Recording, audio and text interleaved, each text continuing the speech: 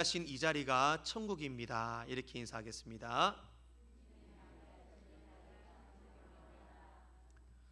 할렐루야. 주님이 함께 하시는 모든 것이 천국인 줄 믿습니다.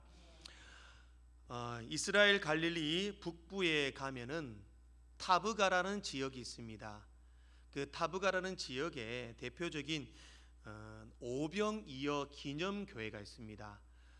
제가 사진을 좀 준비했는데요, 잘 보이시는지는 모르겠습니다.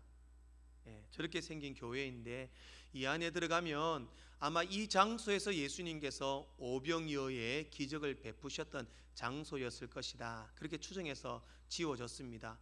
안에는 많은 그 유명한 오병이어 그림 모자이크 바닥 타일이 되어 있고 그렇게 기념교회로 세워져 있습니다.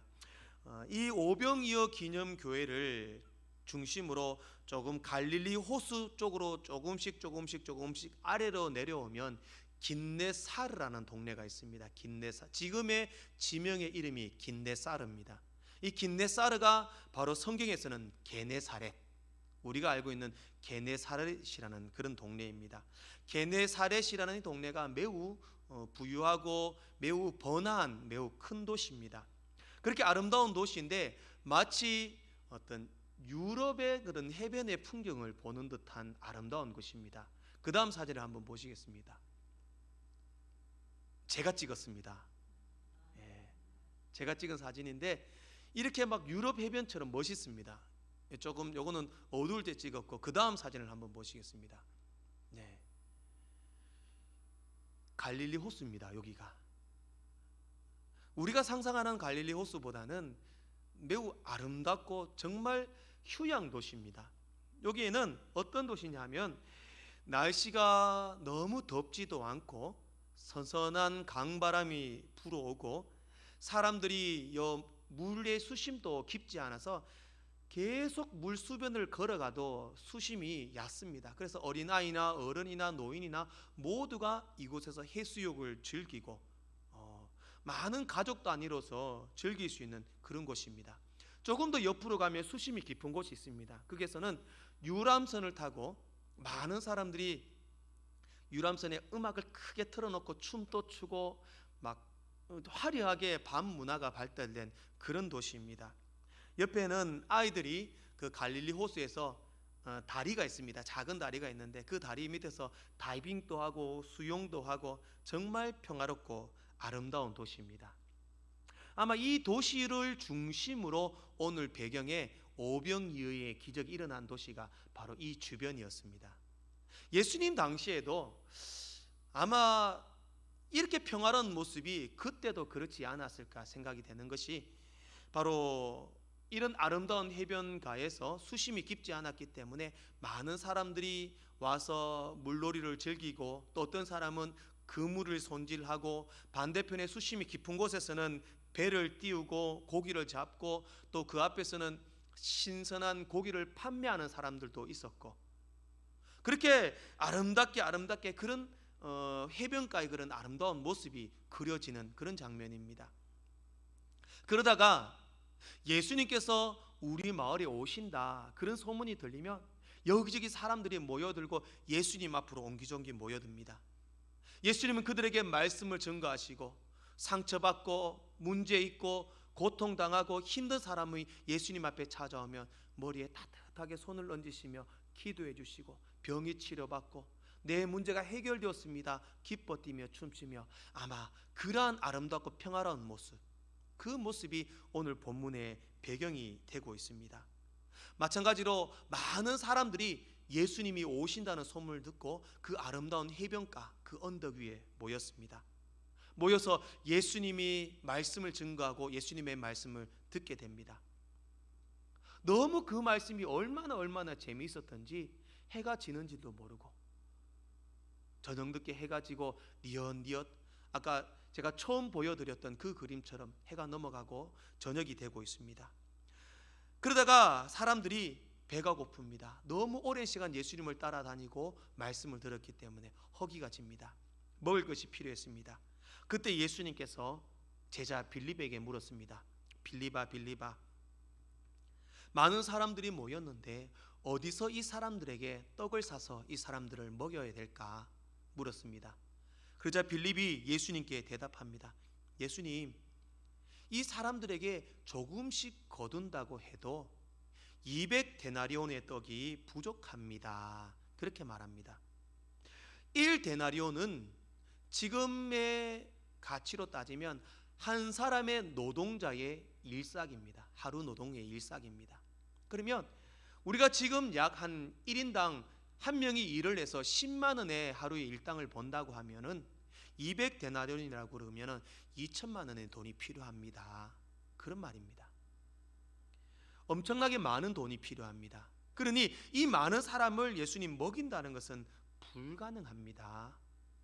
빌립이 그렇게 예수님께 말을 합니다. 그러나 예수님께서는 그러한 불가능한 상황 가운데 보리떡 5개와 물고기 2마리로 5,000명을 먹이십니다. 남자만 5,000명이었기 때문에 여자와 아이를 포함하면 거의 10,000명에 가까운 숫자가 아니었을까. 그렇게 모두 먹고 풍족하게 먹고 남았던 것이 12광주리에 남게 됩니다. 오늘 이 기적의 사건을 보면서 어떤 자유주의 신학자들은 이것은 성경의 오류다, 성경이 잘못 해석을 해서 이런 말씀이 생기게 되었다, 이렇게 이야기를 합니다. 그럼 이 말이 무슨 말이냐면 오병이어의 사건은 실제로 있었던 일이 아니다, 그렇게 주장을 합니다. 그러면 무슨 말이냐? 오병이어에서 5,000명을 먹였다는 것은 진짜 거기에 5,000명의 성도가 있어서 그 5,000명을 다 먹였다는 것이 아니다. 5,000명이라는 숫자가 잘못 해석되었다, 이렇게 주장을 합니다. 5,000명이라는 것은 전부가 5,000명이 아니라 천부장 5명이었다, 이렇게 말을 한다는 겁니다. 당시 군대의 장교들은 50부장, 100부장, 1000부장 이렇게 나누었습니다. 그것은 50부장은 50명의 병사들을 거느렸고 100부장은 100명의 병사를 거느렸고 1000부장은 1000명의 병사를 거느렸습니다. 그러니 그 1000부장 5명이 예수님이 오신다는 소문을 듣고 예수님을 따랐고 예수님과 예수님의 말씀을 듣고 지내다가 해가 지니 그 1000부장 5명이 배가 고팠고, 그리고 있다가 도시락이 하나가 있었는데 보리떡 5개와 물고기 2마리로 그 1000부장 5명이 먹었다, 예수님과 함께. 그 1000부장 5명이라는 이 원어를 잘못 해석해서 5,000명이 되었다, 이렇게 자유주의 신학자들이 주장합니다.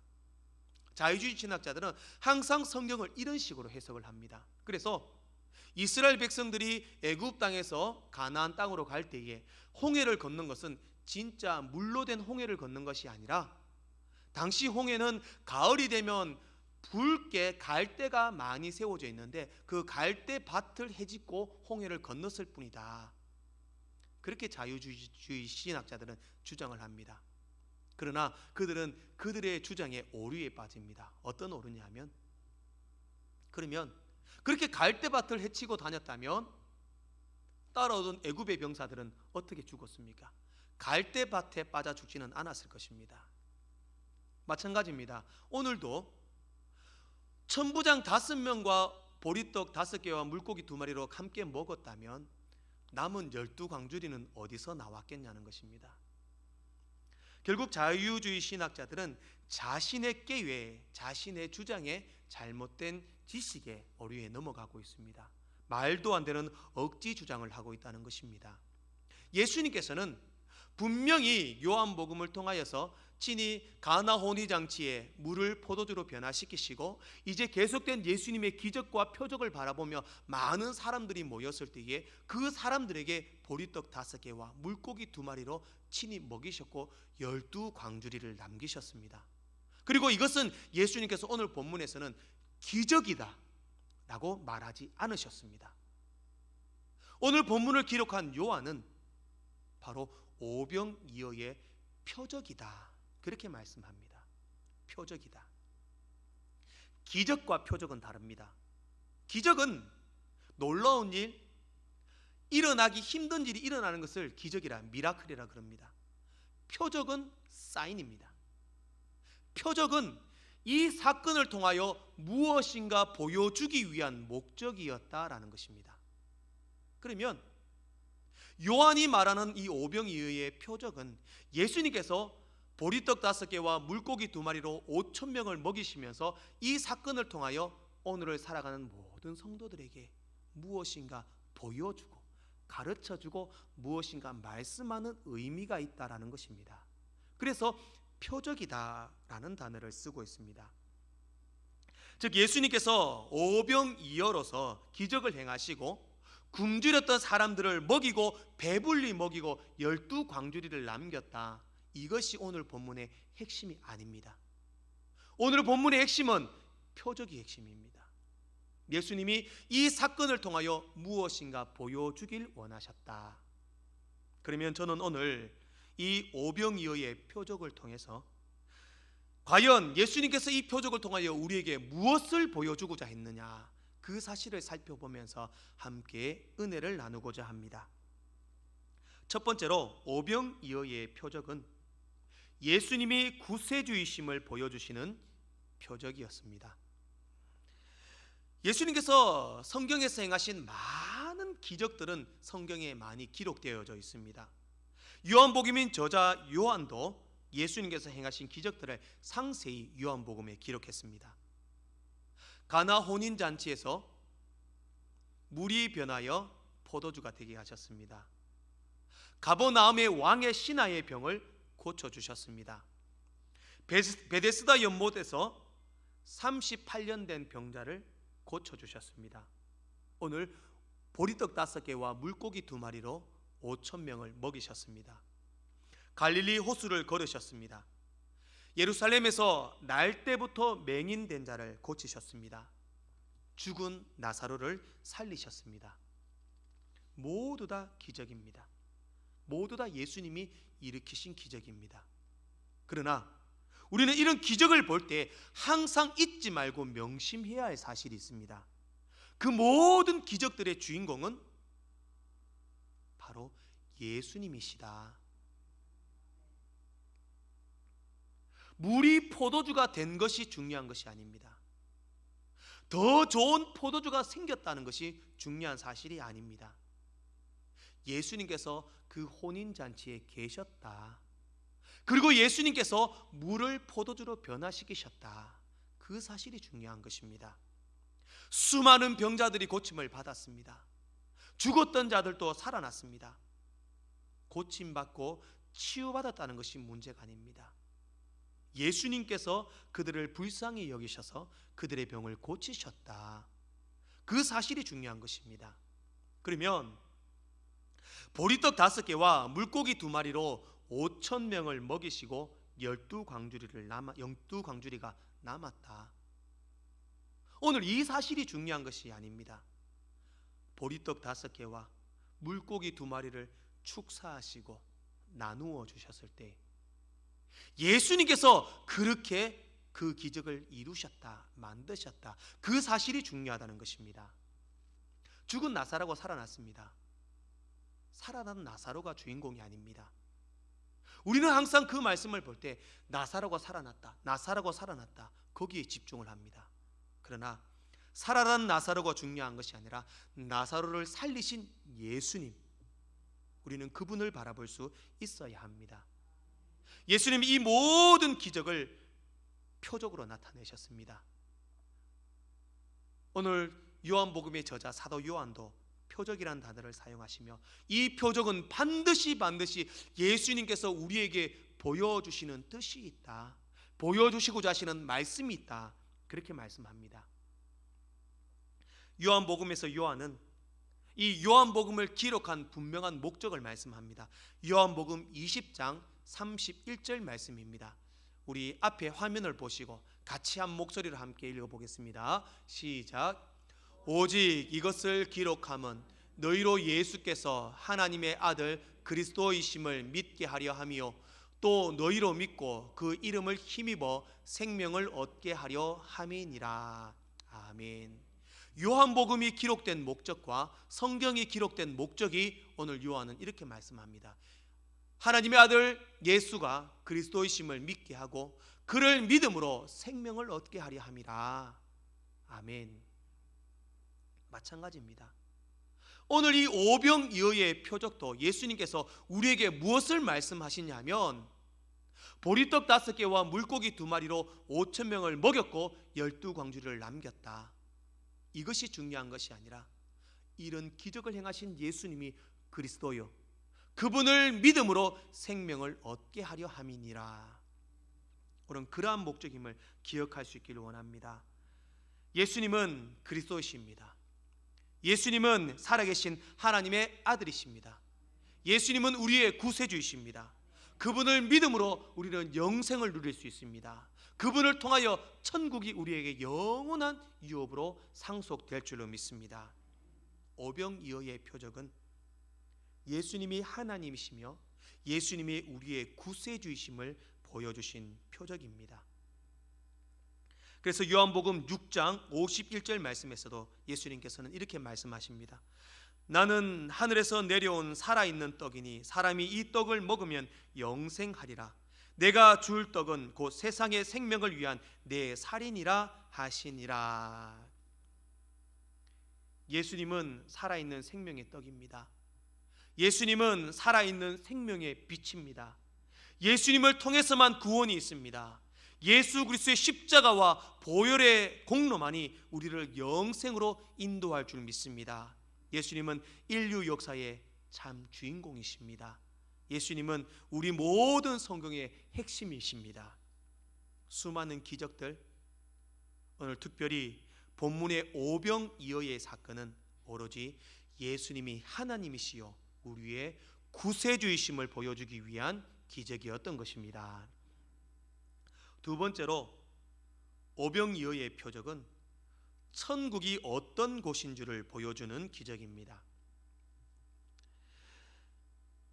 그렇게 오랜 시간 예수님을 따라다니던 무리들과 예수님과 제자들이 이제 먹을 것에 대해서 고민을 합니다. 어떻게 먹일까? 그때 안드레가, 예수님의 제자 안드레가 한 아이가 가지고 있던 음식을 가져옵니다. 그것은 바로 보리떡 5개와 물고기 2마리였습니다. 학자들은 이 한 사람이 먹을 만한 한 끼의 음식이 바로 보리떡 5개와 물고기 2마리다, 그렇게 이야기합니다. 즉 물고기가 이만큼 컸을까요? 보리떡이 이만큼 컸을까요? 그렇지 않습니다. 아이가 가지고 있던 도시락이었습니다.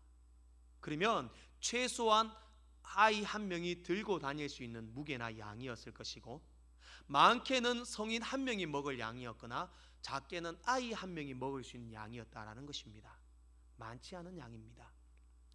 보리떡이라고 해서 우리가 어떤 작은 떡이라고 생각하기보다는 그냥 빵이라고 생각하면 됩니다.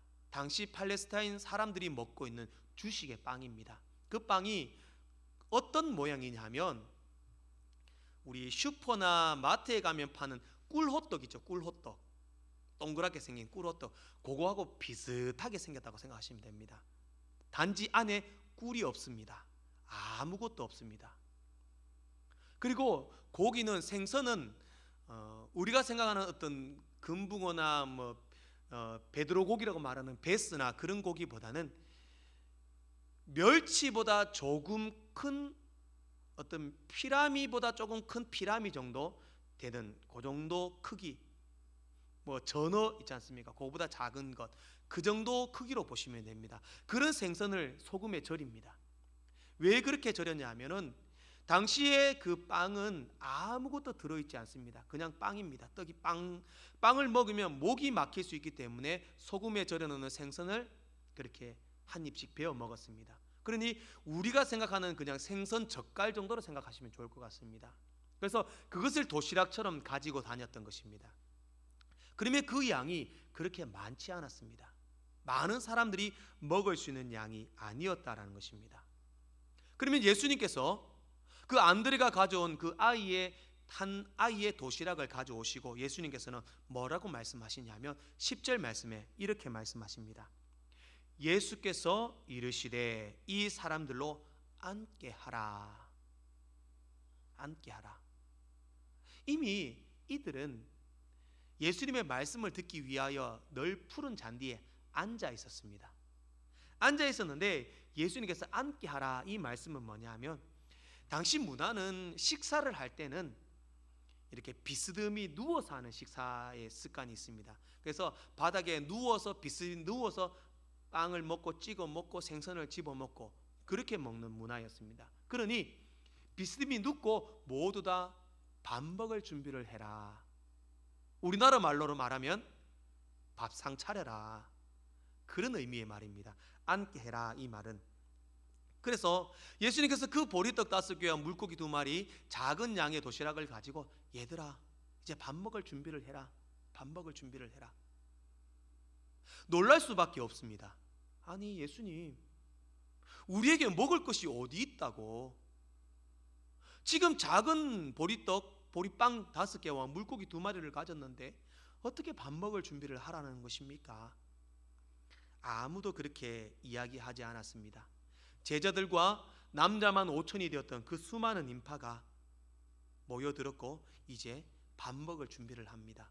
예수님의 명령에 따라서 아무도 주저하지 않고 일제히 앉아서 순종하여 식사의 자리를 준비를 합니다.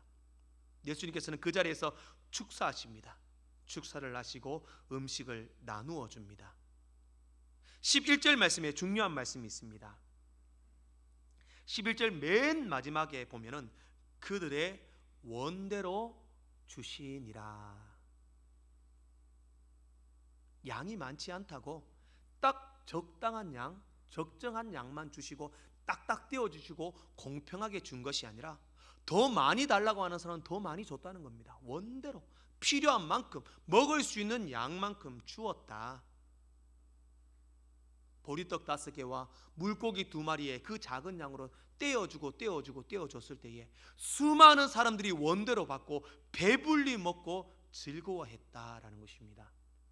남녀노소, 지위, 고하 아무런 상관없이 출신이 어디인지, 재물이 많든지 적든지, 주인이든 종이든 예수님 앞에 모여들었던 모두는 이 음식이 부족할까, 먹고 모자랄까 아무도 걱정하지 않고 풍족하게 먹고 즐겁게 아름답게 나눌 수 있는 가장 행복한 식사의 자리였다.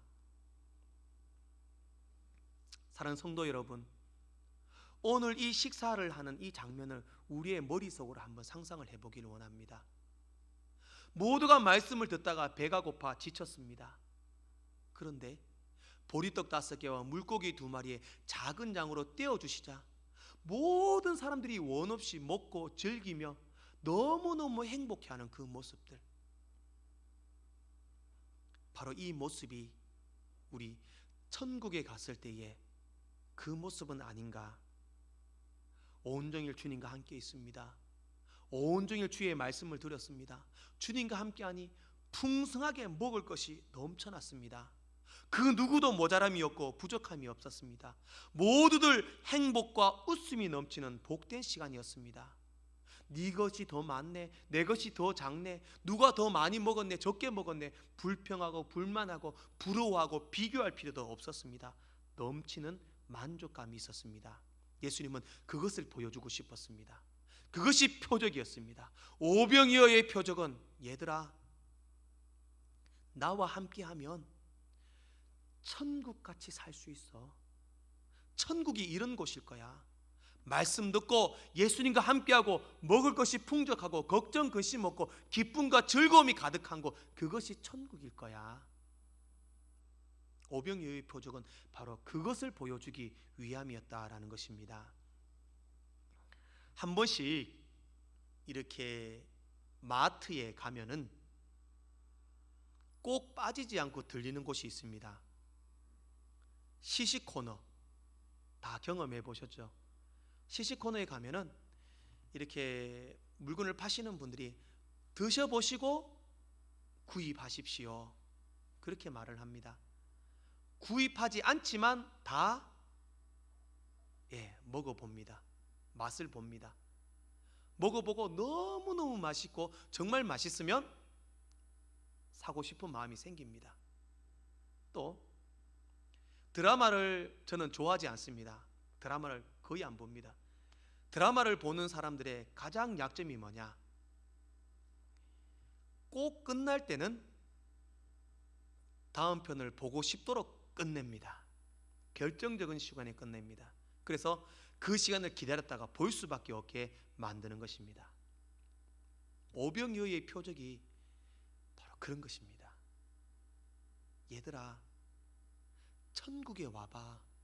맛있는 것이 풍족해. 먹어보고 너희들 천국을 소망해. 드라마를 보고 다음 편을 기대하는 것처럼, 야, 오병이어를 경험해봐. 기적을 경험해봐. 천국은 그런 곳이야. 와서 직접 경험해봐. 사랑하는 성도 여러분, 오병이어는 예수님께서 그 오병이어의 기적을 통하여 천국이 이런 곳이야, 풍성한 곳이야, 즐거움과 행복이 가득한 곳이야 라는 사실을 보여주기 위한 표적이었습니다. 오늘 그러한 기적의 표적이 우리의 삶들 가운데 나타나기를 소망합니다. 여러분의 가정이, 우리 서부교회가 주님과 함께함으로 기적을 경험하며 천국을 누리는 복된 장소가 될 수 있기를 소망합니다. 특별히 이번 주는 추석 명절입니다. 코로나 때문에 많은 사람들이 오고 가지는 못합니다. 그러나 오늘 우리의 가족이 예수님과 함께 할 때에, 아름답게 먹고 마시고 풍성한 기쁨과 교제를 누릴 때에, 또 우리 함께하는 우리 가정 예배를 통해서 우리 가족이 바로 이 모습이 천국의 모습이구나 하는 그 사실을 깨닫고 경험하며 오병이어의 표적을 마음껏 누리는 복된 시간 되기를 소망합니다. 마지막으로 오병이어의 표적은 평범한 나에게도 기적이 일어날 수 있다는 것을 보여주는 표적입니다. 우리가 오늘 본문에서는 읽지 않았지만 요한복음 6장 2절 말씀을 보면은 큰 무리가 따르니 이는 병자들에게 행하시는 표적을 보았음이로라 라고 말씀합니다. 예수님께서 가버나움에 오셨을 때 많은 사람들이 따랐고, 따랐던 사람들은 어떤 사람이었냐면 예수님이 병 고치는 기적을 보았고 예수님의 수많은 행하시는 이적을 보았기 때문에 그것을 보기 위해서 따랐던 사람들, 또 예수님을 따라다님으로 나도 고침을 받고 싶다라고 생각했던 사람들, 그러한 사람들이 예수님을 따라왔습니다. 그런데 그때가 언제였냐면 6장 4절 말씀에 보면은 유대인의 명절인 유월절이 가까운지라 라고 말씀합니다. 예수님께서 그 땅에 오셨을 그때가 유월절이 가까웠던 시대였습니다. 유월절이 되면 어떤 일이 일어나냐면, 이스라엘은 명절, 그들의 3대 큰 절기와 명절이 되면 모든 사람들은 예루살렘 성전으로 올라갑니다. 명절을 지키기 위해서. 그러면 지금 그 가버나움과 그곳에 남아있던 사람은 어떤 사람이냐? 명절을 지키기 위하여 예루살렘 성에 가지 못했던 사람만 남아있습니다. 남아있던 사람들이 예수님이 온다는 소문이 들리니까, 야, 우리가 예루살렘에는 못 갔지만 예수님이 오신다면 예수님을 통해서 말씀을 들어야겠다. 그러한 사람들이 몰려들었고, 또 예수님의 기적을 보았던 사람들이 나도 병고침을 받아야지 라고 말하면 여러 가지 상처받고 문제 있는 사람들이 왔고, 또 그 병고치는 기적을 나도 봐야겠다, 한번 보자, 이렇게 사람들이 모여들었다는 겁니다. 그런데 이 모여들었던 모습들이 당연하게 생각하면 안 됩니다. 왜냐하면 예수님께서 갈릴리 바다 건너편으로 건너가셨을 때에 배를 통해서 이동했던 장소가 어디냐 하면, 원래는 가버나움에 있다가 벳세다로 이동하게 됩니다. 벳세다로 이동했을 때에 바로 많은 사람들이 몰려들게 됩니다.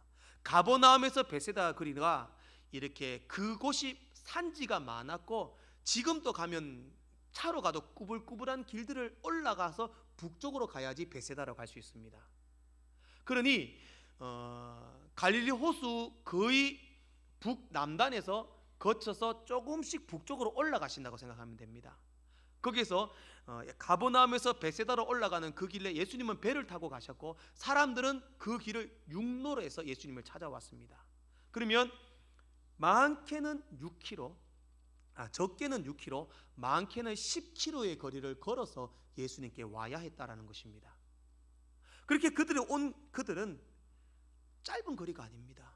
그냥 와서 우리 동네에 왔다라고 말을 하지만 그 예수님을 만나기 위해서 그 사람은 그 많은 거리를 걸어서 모여들었습니다. 산지의 길이었습니다. 험난한 길이었습니다.